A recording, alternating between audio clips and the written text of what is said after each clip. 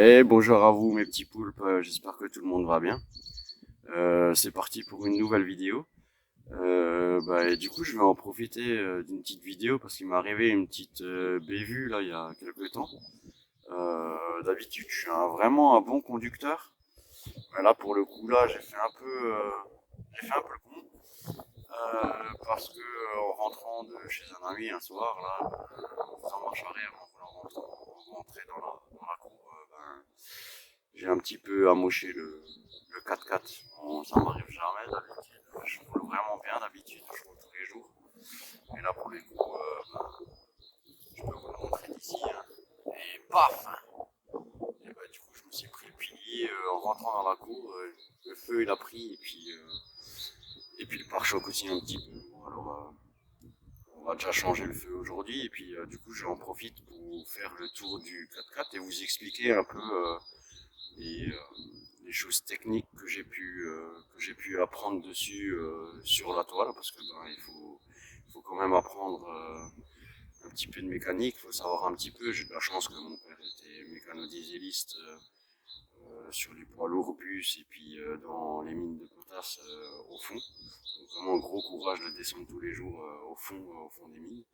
Et du coup, ben voilà, c'est parti. Ben, on va faire le tour ensemble du 4x4, intérieur, extérieur, et puis je vais vous montrer un peu comment il va devenir.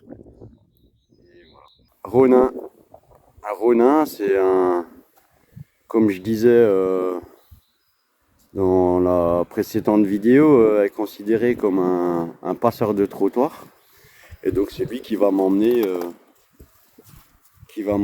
justement sur la route. Bah, il est vraiment joli, hein, c'est vraiment un super véhicule. Et il y a pas mal de trucs vraiment sympas à voir sur ce véhicule. Donc on le voit, il est assez grand, il est quand même assez haut. C'est un mini SUV. Donc ben, voilà, je vais vous montrer un peu l'intérieur. Alors ce que j'ai déjà fait, c'était le teintage des vitres avec mon grand ami. Il me reste encore il me reste encore la lunette arrière à faire. On attendait un petit peu le beau temps pour, euh, pour le finir parce que là on est encore en mars, on est en début mars et c'est vrai que là ça pique un peu. Là ça pique un peu, il y a un petit peu de vent comme toujours. Comme toujours, là ça fait déjà deux bonnes années qu'il fait bien frais encore, hein, qu'il y a beaucoup de vent. Donc j'essaye de supprimer le vent sur les vidéos. Mais voilà. Donc là on voit bien le joli pet que j'ai fait. Hein. Le pare-choc est un peu défoncé. Bon, c'est pas grave, je pense qu'il en verra d'autres. Allez, on fait le tour de l'intérieur.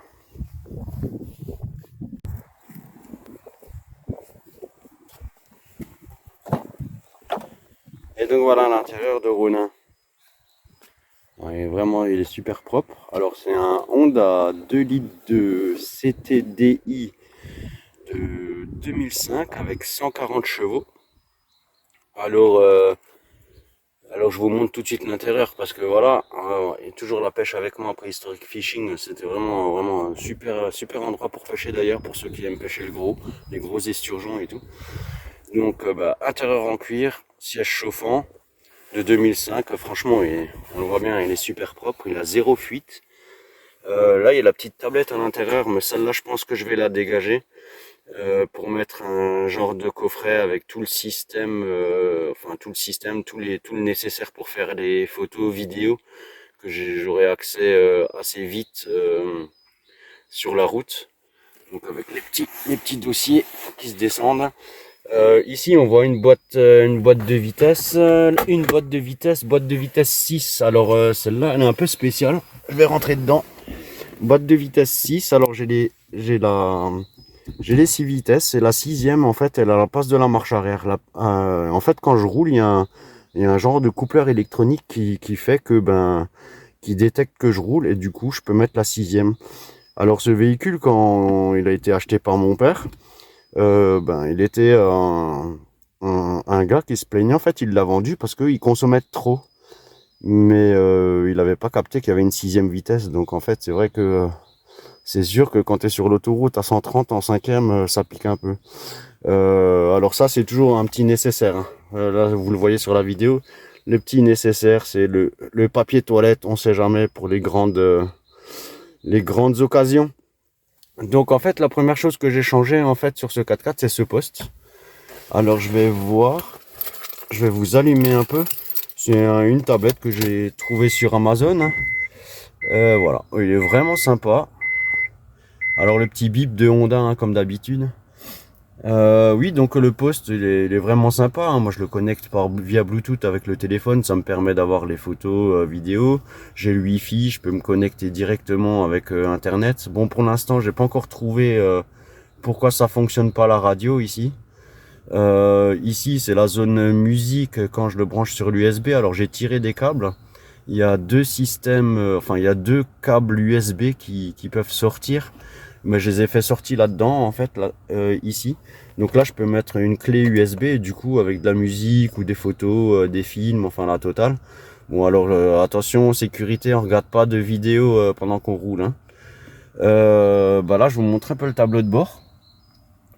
Un petit peu le tableau de bord. Bah là, on voit, j'ai un 6 litres 2 de moyenne en roulant sur autoroute, hein. En roulant sur autoroute à 130, franchement, je trouve que c'est vraiment pas mal. Bon, là, j'ai mis un petit peu de gasoil dernièrement, donc j'ai pas fait le plein complètement, c'est un peu faussé, mais sur le dernier plein, j'étais tombé à 5 litres 9. Donc après, avec les modifications, avec le poids et tout qu'il y aura dedans, je pense que je monterai dans les 9 litres, je pense. Il y aura moyen que je monte avec les 9 litres, avec les trucs. Et donc là, je vous montre, il fait 9 degrés, hein, il fait pas chaud. Là, il totalise déjà 295 000 km, mais il y a zéro fuite. Le véhicule, il est ultra sain. Il a été passé au contrôle technique là dernièrement. Et il y a zéro défaut, mais vraiment zéro défaut. À part les anti-brouillards, mais ça c'est comme tous les véhicules. Donc qu'est-ce qu'il y a? Là, je vous montrais, là, siège chauffant. Gauche et droit, bon, le gauche est toujours allumé, j'aime bien avoir les trucs au cul. Climatisation, super intéressant pour les grosses chaleurs. Qu'est-ce qu'il y a encore ici? Là, j'ai le VSA off. VSA off, c'est le cruise. J'ai le toit ouvrant. Le toit ouvrant, mais celui-là, il sera plus utilisé vu la galerie qu'il y aura de toit dessus. Range lunettes de soleil, voilà, pas mal. Et derrière, on a la banquette, c'est la banquette qui va voler très très rapidement, excusez-moi pour le petit doigt, qui va voler très rapidement parce que du coup il y aura tout l'aménagement derrière. Bon allez, je vais vous montrer un petit peu comment ça se passe et on va parler un petit peu technique. Donc le Honda CR-V, c'est un 4x4. On dit que c'est pas un 4x4 permanent, mais ça en reste un. Je vais vous l'expliquer un petit peu dans cette vidéo de ce que j'ai pu trouver. Donc là, on le voit, le moteur. Il y a des petites choses qui sont très importantes de base pour tout le monde, pour tous les véhicules à connaître. Donc la jauge d'huile ici, qui est ici. Ici, on a tout ce qui est liquide de refroidissement, donc à vérifier les niveaux, hein. Moi je les vérifie une fois par semaine, c'est relativement correct. Ici on remplit l'huile pour faire l'appoint. Ici on a tout ce qui est servo-frein, donc liquide de frein à vérifier. La batterie qui est neuve, alors celle-là elle a été changée en janvier. Donc on est en 2024, le véhicule il est de 2005 et juste avant ça, il y avait encore la batterie d'origine. Incroyable. Ici le lave-glace, d'ailleurs il va falloir que je fasse le plein. Et donc là on a les trucs. Donc en fait ce qui se passera c'est que ici, donc j'ai vu sur une vidéo de Henry Redbird sur Instagram, et à ce niveau-là il a contrôlé, là on a la plaque du truc, hein, il a installé le compresseur ARB, en fait, ce qui permet de regonfler les pneus ou de faire un nettoyage un nettoyage du filtre à air qui est ici justement. Et en fait, celui-là, il me pose un problème parce que du coup, il n'y a pas de snorkel qui est adapté pour le 4x4, hein, dont le nom Ronin, hein, justement. J'aimerais bien installer un snorkel. Bon, même si je vais pas faire le fifou dans le fifou avec le 4x4, mais rien que pour le style déjà, et puis je pense pour le sable ça pourrait être pas mal, donc installer un snorkel, mais du coup je sais pas où le passer. J'en reviens justement au compresseur, donc je pense que j'ai choisi, enfin je pense pas, mais j'ai choisi d'acheter un compresseur de la marque ARB, et il sera fixé ici. En fait, ça c'est un tout petit compresseur, et j'ai vu il envoie vraiment pas mal de volume. Moi, ce qui me permettra justement de pouvoir dégonfler les pneus quand je roulerai sur le sable ou dans la boue, euh, de pouvoir les dégonfler et les regonfler. Alors voilà, je sais pas, je vais voir avec le collègue garagiste qui s'est déjà occupé du 4x4 pour voir qu'est-ce qu'on peut faire et comment on peut faire. Donc bah là, je lui fais le truc, hein, je lui fais le tour. Ici, on a le filtre à huile. Et donc, du coup, avant de partir, il y aura toutes les vidanges qui seront faites. Tous les filtres sont changés. Je pense même mettre un pré-filtre à gasoil. Ici, bah, vous êtes en train de vous demander qu'est-ce que c'est ça. Et ben en fait, ça c'est un répulsif à martre. Parce que ici, chez nous, dans le coin, et puis comme je suis souvent au bord de l'eau, on a vraiment pas mal de nuisibles qui aiment bien manger des durites, les durites de frein ou des choses comme ça, parce que il y a une base de céréales dedans. Et on le voit bien, hein, ça avait déjà commencé à attaquer là, elle avait déjà commencé à attaquer ici, sur les premières fois qu'il dormait dehors. Qu'est-ce que je peux dire? Ben là, on a encore une petite pompe à gasoil quand il y a quelque chose quand il y a une petite fuite ou un truc comme ça, une durite à changer, hop, on pompe, on essaie de chasser l'air, de remplir de nouveau toutes les durites dedans. Bah, je vous fais le tour en dessous. En dessous, et on peut regarder, hein, il dort dehors. Il y a zéro fuite. Franchement, le véhicule, il est super sain. Alors, ce système-là qui est là, celui-là, là, il va dégager et je vais installer une plaque en métal. C'est pour la protection du moteur. Qu'est-ce qu'il a fait? Bah, les petits bitonios là, hein, c'est la grande classe, hein, c'est pour injecter sur les feux, qui ont été polis aussi tout de suite en décembre. Je les ai fait repolir. Et donc voilà. En fait, ce 4x4, ce que je disais, c'est un 4 roues motrices. Ce qui se passe en fait, c'est que quand il y a un Visco Cooper à l'intérieur, quand il y a les roues avant qui patinent, et bien en fait, il y a un Visco Cooper qui se fait que en fait, il va envoyer progressivement de la force sur les roues arrière. Sur les roues arrière en serrant des disques en fait. C'est un système de jauge, de balance. À l'avant ça patine, hop, ça lâche de la pression. Ça lâche de la pression et ça bascule doucement sur l'arrière en fait, hein. Donc en fait, tu as les roues arrière qui prennent en charge si ça glisse. Alors il est un petit peu feignant parce que justement quand les roues avant elles glissent, et ben du coup il balance tout de suite du power derrière. Bon, alors c'est super agréable, hein, pour rouler sur la neige quand c'est en ligne droite. Et après après justement comment dire, euh, dans des virages il fait un peu des trucs saccadés, en fait, une direction assez saccadée. Là, je vous montre Alors, je vais récupérer les clés vite fait qui sont sur le contact. Je vais vous montrer le truc qui est vraiment sympa sur ce véhicule aussi. Voilà. Alors, on voit déjà bien, hein, j'ai déjà un premier système là pour le téléphone, pour le GPS. Si je veux prendre juste le GPS et pas l'utiliser sur le truc. Et là, j'en ai aussi un autre là pour filmer la route. Donc c'est des choses que je vais pouvoir dépasser au fur et à mesure, en plus de la GoPro qui sera fixée. Je vais encore récupérer pas mal de fixations pour fixer la GoPro. Donc en fait ici ce qui se passe, c'est que le coffre, il s'ouvre en deux parties. Je vais vous appuyer sur le bouton là.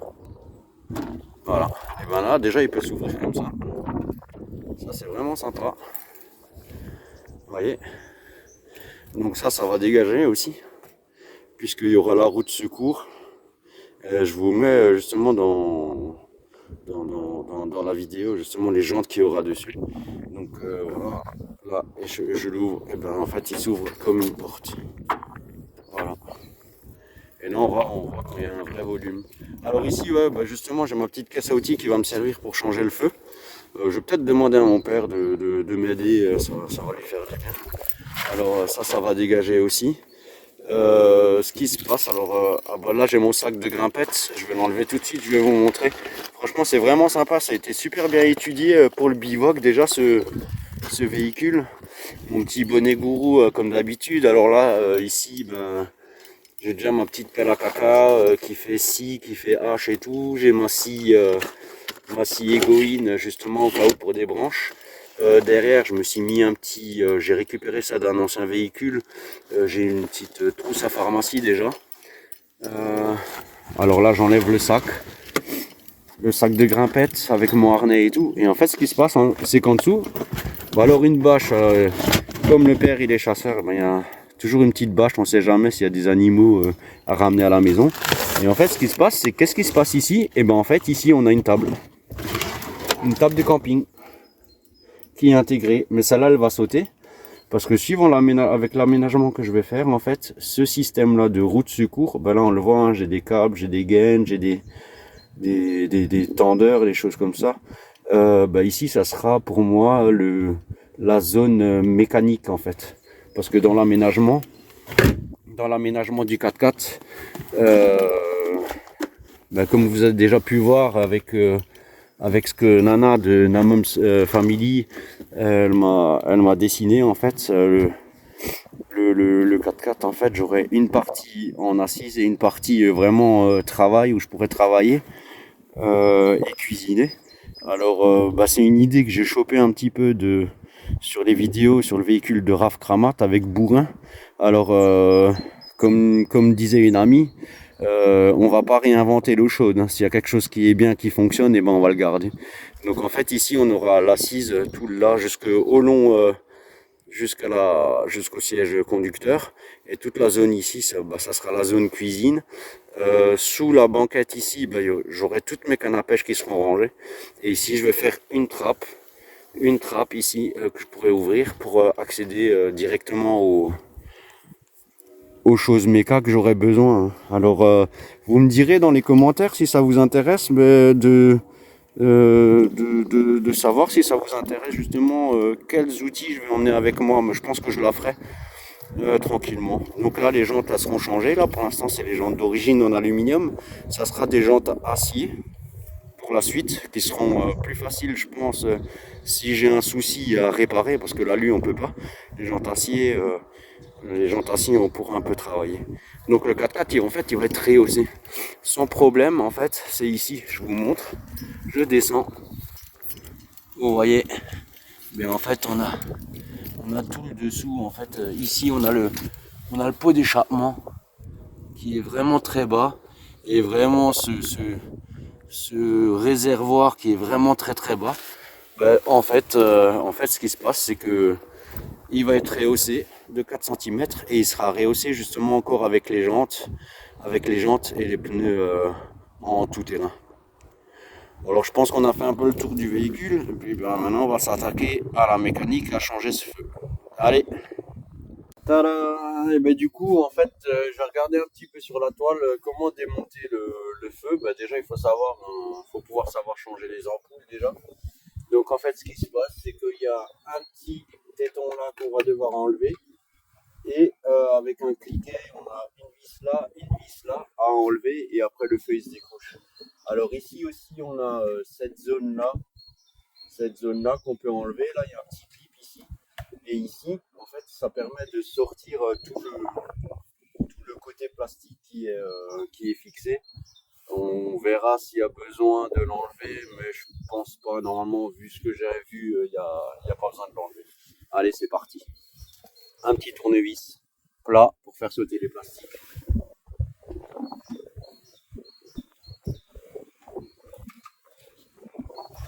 On le pose proprement ici. Et une petite boîte que tout le monde devrait avoir en fait à la maison ou partout avec soi, c'est une petite boîte. Ben, là-dedans, j'ai un cliquet, j'ai un tournevis, j'ai des petites douilles et différents trucs. Bon, alors c'est un peu rouillé. Moi, je l'avais au travail, donc avec la pluie et tout, ça pique un peu. Ça prend, c'est pas de l'inox, donc voilà. Mais ça fait le coup. Allez, c'est parti. Je vais essayer de trouver. À mon avis, ça doit être du 8, du diamètre 8. Une petite douille de 8. On va voir si ça fonctionne. Bon, avant de l'installer sur le cliquet, on teste. J'ai des bons yeux.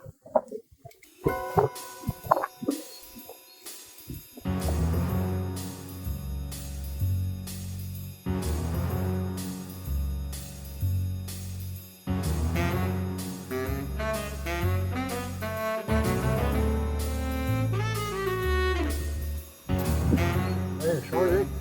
Bah là, je change vraiment. On va voir, on a.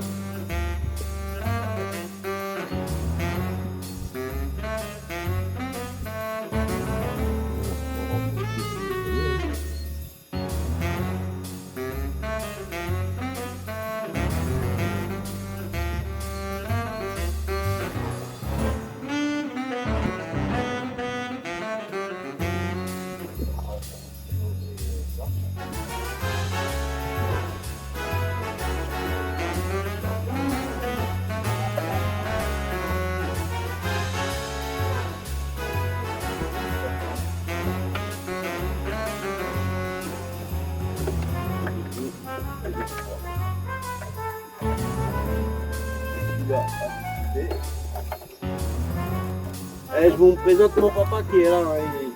Il a vu que je démontais, hein, alors du coup, et voilà, on y est.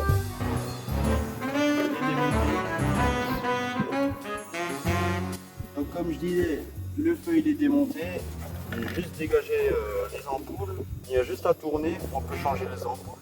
Je vais en profiter pour nettoyer ici et derrière au niveau de la carrosserie. Et là, bah, justement, j'ai commandé le feu. Bah, ça m'est arrivé le dimanche, donc je l'ai recommandé tout de suite le lundi sur le site de Oscaro. C'est arrivé en 5 jours, c'est arrivé samedi, donc il est là. Il est là. Bah, j'espère que c'est le même, on va voir ça. Mais en théorie, c'est le même. Voilà. Et il y a un petit truc que tout le monde adore faire ça. Hein. C'est de péter les bubules. Hein.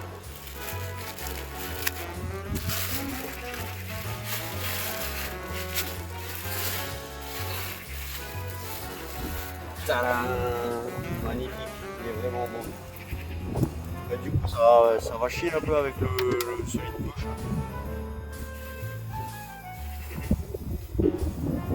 Impeccable.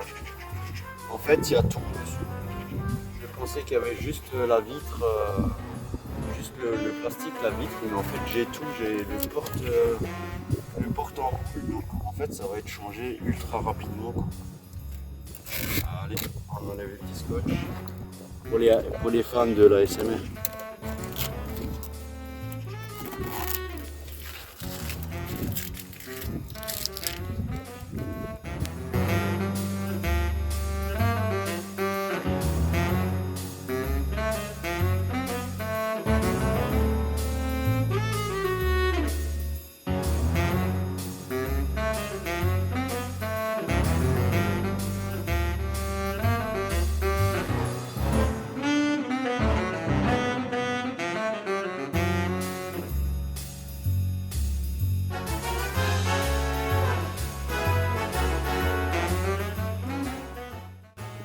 Vérifier avant de monter les lumières s'il y a tout qui fonctionne.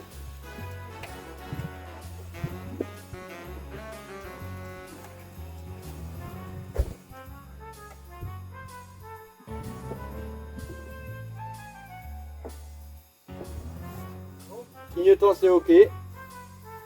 Lumière, c'est bon. Marche arrière.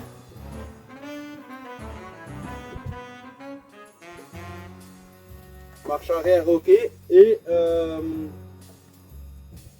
anti-brouillard. Avec la lumière anti-brouillard. Ok.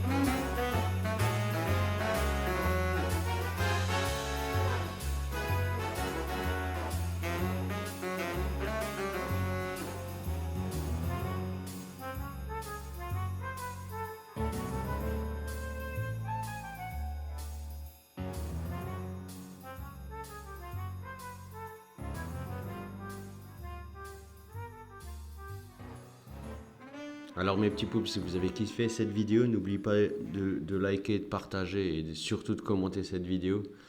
Et je vous dis à bientôt.